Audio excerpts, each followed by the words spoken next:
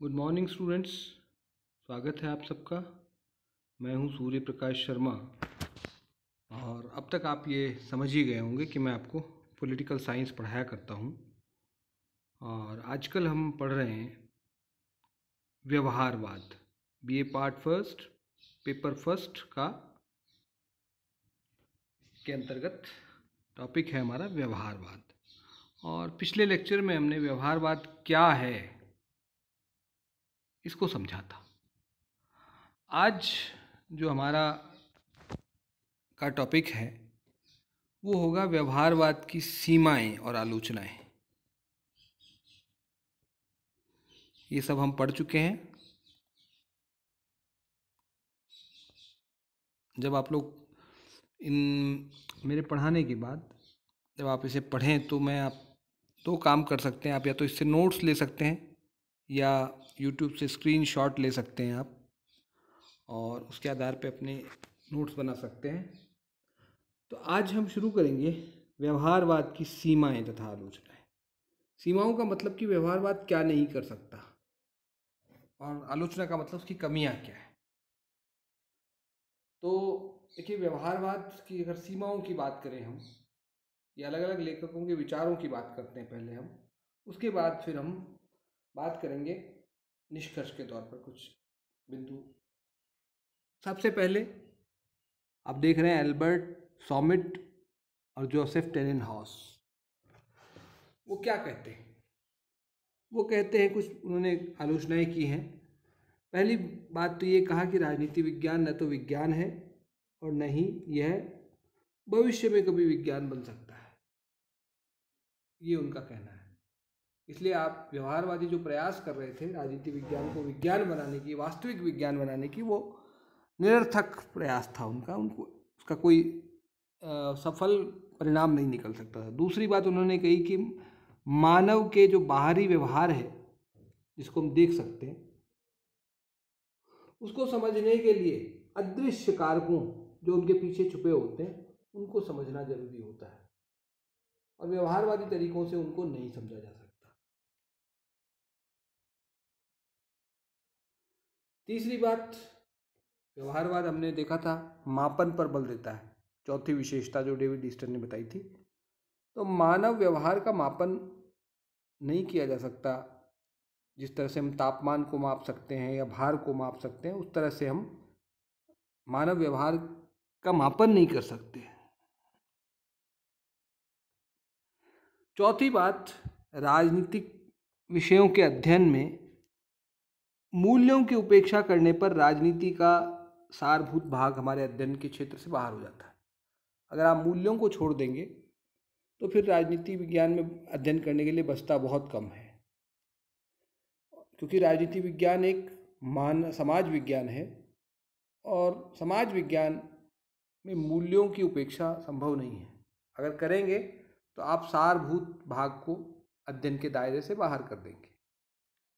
Next उन्होंने कहा अंतः अनुशासनात्मक पद्धति जो है, उसकी वजह से राजनीति विज्ञान की अपनी अस्मिता, अपनी पहचान, अस्मिता का मतलब पहचान, और उसकी स्वायत्तता, इंडिपेंडेंस खतरे में पड़ गई।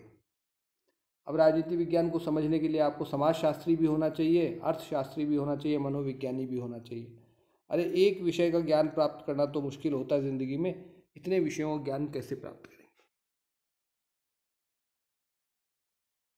नेक्स्ट, विषय वस्तु की कीमत पर पद्धतियों पर बल देते हैं ये लोग। भाई एक चीज़ आप बताइए, साधारण सी बात भाषा में बात करें, अपन इस लास्ट बिंदु को समझाता हूँ मैं। आप गेहूं छानेंगे, एक आटा छानना हो आपको, तो आप सामग्री के आधार पर छलनी तय करेंगे ना। गेहूं छानने तो अलग छलनी लाएंगे, और आटा छानना होगा तो अलग छलनी लाएंगे। लेकिन व्यवहारवादी कहते हैं भैया छलनी ये है, अब चाहे आटा छानो चाहे गेहूं छानो। तो कैसे होगा बताइए आप लोग? हम विषय वस्तु के आधार पर पद्धति तय करनी चाहिए। इन्होंने पद्धति तय कर ली, अब इस पद्धति में जो कुछ फिट होगा उसका अध्ययन हम करेंगे, बाकी का नहीं करेंगे। ये इनका कहना था। नेक्स्ट स्लाइड पे चलते हैं। क्रिश्चियन बे, ये एक बड़े महत्वपूर्ण विद्वान है व्यवहारवाद की आलोचना के संदर्भ में इन्होंने भी कुछ बातें कही है। वही बात है कि राजनीति की कीमत पर वैज्ञानिकता पर बल दिया इन्होंने। पहली बात, वैज्ञानिकता के चक्कर में राजनीति को खो दिया इन्होंने। राजनीति विज्ञान के को वैज्ञानिक बनाने के चक्कर में राजनीति ही इनके अध्ययन के क्षेत्र से बाहर हो गई। दूसरी बात, सामाजिक अनुरक्षण पर अत्यधिक बल दिया इन्होंने कहा कि हम तो भाई पश्चिमी जो राजनीतिक व्यवस्थाएं थी, उदारवादी व्यवस्थाएं, उनके अध्ययन की बात करते थे, उसको बनाए रखने पर इनका बल होता था, कैसे उसको बनाए रखा जाए उस व्यवस्था को।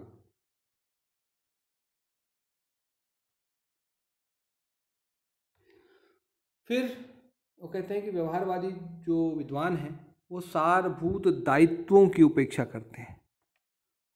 हर व्यक्ति का एक दायित्व होता है समाज के प्रति। व्यवहारवादी विद्वान उस दायित्व का निर्वाह नहीं करते।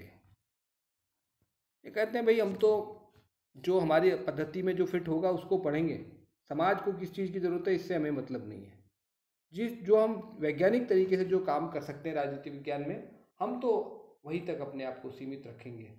मूल्य प्रश्न कुछ भी हो, समाज के सामने चुनौतियाँ कुछ भी हो, उनसे हमें कोई मतलब नहीं। हम क्योंकि वो वैज्ञानिक ढंग से अगर अध्ययन कर पाएंगे तो करेंगे, नहीं तो नहीं करेंगे। तो इस प्रकार से नहीं चलती चीज़ें, इसलिए इनकी आलोचना की गई। मलफोर्ड क्यू सिबली, ये भी एक प्रमुख आलोचक हैं। ये क्या कहते हैं कि भाई आप अध्ययन क्षेत्र का चुनाव करते हैं कि आप क्या पढ़ेंगे, किस समस्या के समाधान की खोज करेंगे या किस क्षेत्र में रिसर्च करेंगे, ये भी आपका एक मूल्य निर्णय होता है, आपकी सोच पर निर्भर करता है।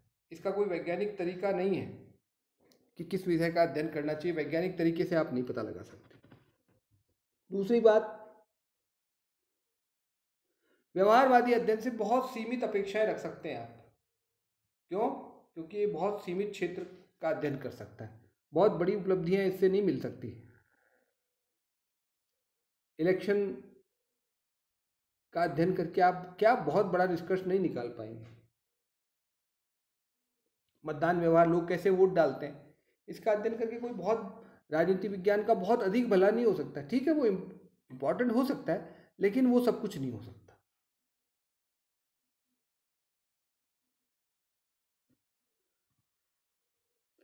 फिर व्यवहारवाद के माध्यम से इन्होंने ये कहा कि जो रोज़मर्रा की पॉलिटिक्स है उसको समझ पाना बहुत आसान नहीं है, मुश्किल है। कुछ और भी आलोचक हैं, उनको भी देख लीजिए संक्षेप में। आर्नल्ड ब्रेक्ट ने कहा कि भाई इनका आलोचना थोड़ी अलग तरह की, इसको समझने की कोशिश कीजिए आप।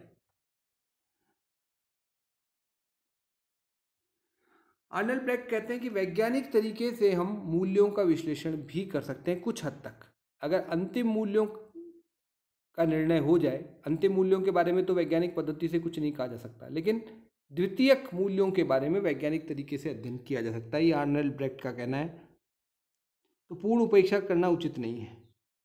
एल वॉस्बी क्या कहते हैं, वही विषय वस्तु के स्थान पर पद्धति जो हम पहले देख चुके हैं, राजनीतिक संस्थाओं की पूर्ण उपेक्षा करते हैं।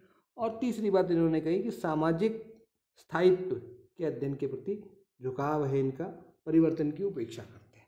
ये सारी आलोचनाएं विभिन्न विद्वानों ने की हैं परंपरागत दृष्टिकोण की, व्यवहारवादी दृष्टिकोण की।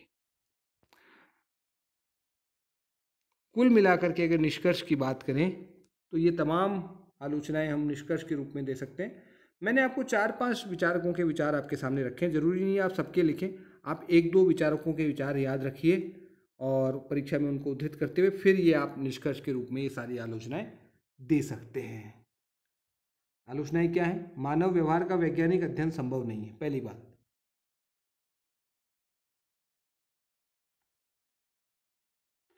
दूसरी बात, मानव व्यवहार के सभी पक्षों का आनुभाविक अध्ययन भी संभव नहीं है।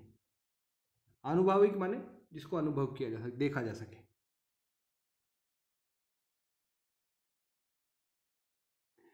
तीसरी बात, अगर हम राजनीति विज्ञान को अन्य समाज विज्ञानों पर आश्रित कर देते हैं, जैसा कि व्यवहारवादी कहते हैं, तो हमारी स्वायत्तता खत्म हो जाएगी, हमारी पहचान खत्म हो जाएगी।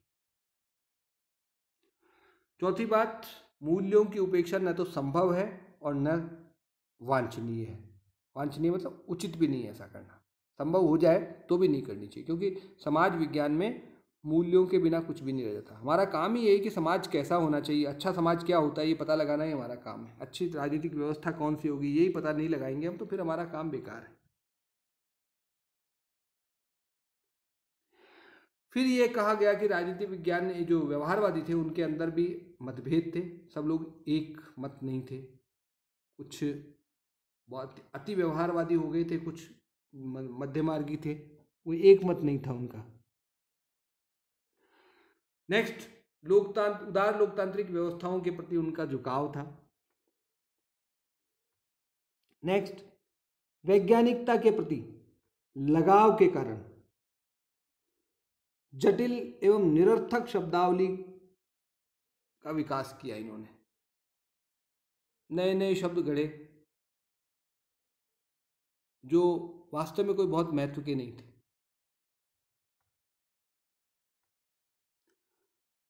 नेक्स्ट, राजनीति विहीन विज्ञान का विकास, ऐसे विज्ञान का विकास करने की कोशिश की इन्होंने जिसमें राजनीति नहीं थी। नेक्स्ट, वैज्ञानिक पद्धतियां राजनीति विज्ञान की सामग्री के लिए अनुपयुक्त, जो पद्धतियां इन्होंने चुनी थी उनसे राजनीति विज्ञान का अध्ययन संभव, राजनीतिक विषयों का अध्ययन संभव नहीं था। नेक्स्ट, महत्वहीन विषयों पर काम किया इन्होंने, बहुत छोटे छोटे विषयों पर काम किया जिनका कुल मिलाकर के हम देखें तो बहुत बड़ा योगदान नहीं हो सकता था, वो ज़्यादा महत्व के विषय नहीं थे जिन पर इन्होंने अध्ययन किया। और अंतिम बात, सिद्धांत निर्माण की दिशा में कोई महत्वपूर्ण काम नहीं हो सका। इसी का परिणाम क्या हुआ कि 2 दशक में ही व्यवहारवाद जो है उत्तर व्यवहारवाद के रूप में परिवर्तित हो गया। व्यवहारवाद समाप्त हो गया, उत्तर व्यवहारवाद आ गया। अंतिम महत्वपूर्ण बात जो आज हमें करनी है इसमें, वो है उसका महत्व क्या रहा। देखिए, व्यवहारवाद सही है कि बहुत सारी कमियां उसमें थी, लेकिन कुछ नयापन भी था उसमें, कुछ अच्छा भी था, ऐसा नहीं था कि सब कुछ खराब था उसमें। और शुरुआत के वर्षों में क्योंकि नई नई चीज़ सामने आई थी तो कुछ अतिवाद निश्चित रूप से दिखाई पड़ता था, लेकिन जैसे जैसे समय बीता व्यवहारवादी कुछ विनम्र हुए और जो परंपरावादी थे उन्होंने भी व्यवहारवाद की कुछ अच्छाइयों को स्वीकार किया। दोनों के बीच एक मध्य मार्ग की दृष्टिकोण निकल करके आया और व्यवहारवाद निश्चित रूप से आज विदा हो चुका है राजनीति विज्ञान से पूर्ण रूप में, लेकिन उसने जो नया रास्ता दिखाया था उसमें से बहुत सारी चीज़ें आज राजनीति विज्ञान ने अडॉप्ट कर ली, उनको स्वीकार कर लिया है। हम प्राकृतिक विज्ञानों की भांति तो वैज्ञानिक होने पर का प्रयास नहीं कर रहे हैं अब, लेकिन हाँ, समाज विज्ञान के रूप में जिस हद तक हम वैज्ञानिक हो सकते हैं, व्यवस्थित हो सकते हैं, उस हद तक व्यवस्थित होने का प्रयास करते हैं, वैज्ञानिक होने का प्रयास करते हैं। और इस रूप में ये व्यवहारवाद की बड़ी देन कही जा सकती है। कुछ महत्वपूर्ण उपलब्धियां हम कह सकते हैं, वैज्ञानिक शोध पद्धतियों का प्रयोग शुरू हो गया राजनीति विज्ञान में, ये एक बड़ी उपलब्धि थी इसकी। दूसरी बात, सिद्धांत निर्माण की दिशा में भी काम हुआ। और तीसरी बात, मानव व्यवहार को राजनीति विज्ञान का केंद्रीय विषय बनाया गया। ये बड़ी उपलब्धि हम मानते हैं इसकी कि मानव व्यवहार का अध्ययन पर इन्होंने बल देना शुरू कर दिया। मानव व्यवहार का अध्ययन किया जाना चाहिए। राजनीति विज्ञान के अध्ययन की इकाई मानव का राजनीतिक व्यवहार होना चाहिए और यथार्थवादिता के प्रति इनका जो झुकाव था वो बड़ा महत्वपूर्ण था। अब तक का जो राजनीति विज्ञान था वो पूर्णतः आदर्शात्मक था, लेकिन अब इन्होंने यथार्थवाद की तरफ झुकाव दिखाया और राजनीतिक वास्तविकताओं का अध्ययन करने की भी बात कही वैज्ञानिक तरीके से। तो हम उसको जहाँ तक, जिस सीमा तक, जिन विषयों का वैज्ञानिक तरीके से अध्ययन कर सकते हैं उस क्षेत्र में व्यवहारवाद का योगदान निश्चित रूप से महत्वपूर्ण है।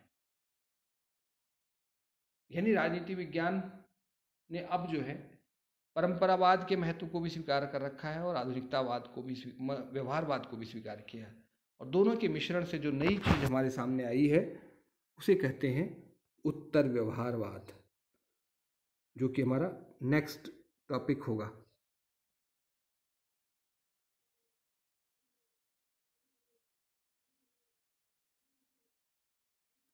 हाँ, शायद मैं स्लाइड चेंज करना भूल गया था, तो ये स्लाइड है लास्ट वाली, आप देखें उपलब्धियों वाली, इसको आप स्क्रीनशॉट लेकर के इसको नोट्स अपने तैयार कर लें। और हमारा ये टॉपिक यहीं समाप्त होता है। नेक्स्ट जो टॉपिक होगा हमारा वो होगा उत्तर व्यवहारवाद।